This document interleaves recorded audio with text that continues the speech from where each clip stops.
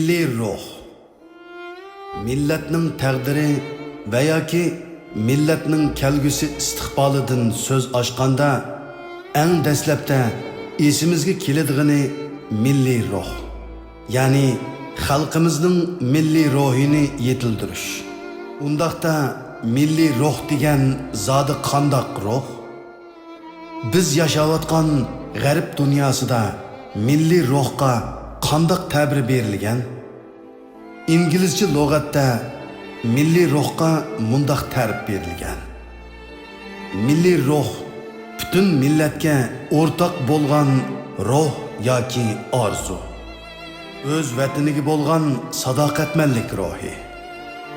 Milliy mustaqillik va milliy taraqqiyotga bo'lgan intilish ruhi.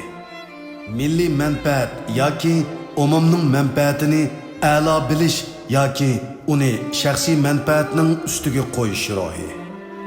Bir millatga xos ideya yoki alohidalik. Bir millatning xalq ideyasi, tarixiy orzusi qatorliqlarni asos qilgan harakat. 2017-yili Amerikaning Mustaqillik kuni harfsida e'lon qilingan bir maqolada milliy ruh yoki vatanparvarlik ruhini mundaq ta'riflagan. Vatanparvarlik ruhi demak, vatanga bo'lgan sevgisini va qo'llashini izhor qilish demak. Vatanni qo'g'dash, mudofaa qilish demak.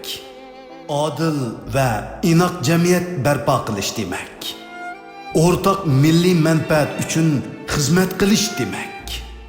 Bizni bir-birimizga bog'lash prinsipi demak. Quruq shuvar to'lash emas, amaliy harakat qilish demak.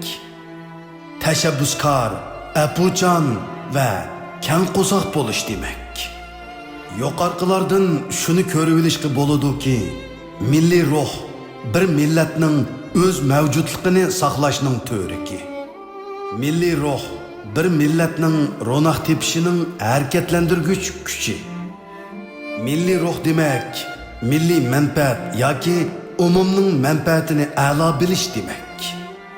Milliy ruh demak, millatning sarxillari va ko'zga ko'ringan shaxslarini inkor qilish emas, balki qo'g'dash demak. Milliy ruh demak, milliy manfaatni shaxsiy nom atoq va shaxsiy manfaatning ustiga qo'yish demak. Milliy ruh demak, millatning taqdiri bilan munosabatlik hal qilg'ish davrida xalqni zarar bo'lmagan talash tortishga boshlab kirishdan saqlanish demak.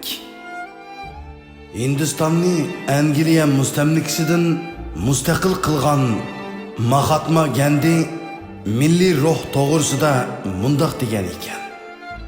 Millatning mavjudligi uchun milliy ruh zarurdir.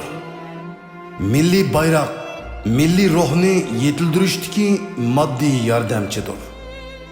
1995-yildan 2007-yilgacha Amerika Tennessee shtatining Kengash palata a'zosilik vazifasini o'tagan amerikalik doktor, savdogar va siyosatchi 2003-yildan 2007-yilgacha Kengash palatasining ko'p sonliqlar rahbari bo'lgan William Harrison Frist mundaq degan ekan. Davlat qiyin ahvolda qolganda Amerikaning milliy ruhi hammamizni bir yerga jam qildi. Natijada biz texnik kuchli bo'lamiz. Hatto biz tashabbus qiladigan erkinlik va adolat prinsipiga texnik sodiq bo'lamiz. Amerikaning New Orleans shahriga joylashgan 2. Dunyo urushi davlatlik muzeyxonasi ochilib bir necha yildan keyin u muzeyning direktori o'zining bir nutqida Amerikaning milliy ruhining nima ekanligiga tushuncha berib mundaq degan ekan. 2001-yili 11-sentyabrda Amerika terroristning hujumiga uchraganda, garchi biz dastlabda qo'rqqan va ochiqlangan bo'lsaqmi, biroq oxirida bütün Amerikalik misli ko'rilmagan darajada ittifoqlashdi. Bizdagi milliy ruh bizga hujum qilgan o'rtaq dushmanga qarshi bizni bir yerga jam qildi. Bizni ittifoqlashtirdi. Mana bu shaxsiy his tuyg'udan halqıgan Amerikaning milliy ruhi. Milliy ruh yetildirishning muhim qadam bosqichlarining biri xalq ichida vatanparvarlik tarbiyasi elib berish bo'lib, uning yadrosi milliy iftixor, ya'ni o'zidan, oilasidan, millatidan va vatanidan faxrlanishdir. Bir insonning o'zidan, oilasidan, millatidan va vatanidan faxrlanishi uchun o'z tarixi, o'z madaniyati, o'z afzalligi va o'z ortiqchiligini yaxshi bilishi, ularni qadrlash kerak. Xalq himoya qilgan, xalq so'ygan va millatning obraziga vakillik qiladigan qahramonlari va ulgilari bo'lishi kerak.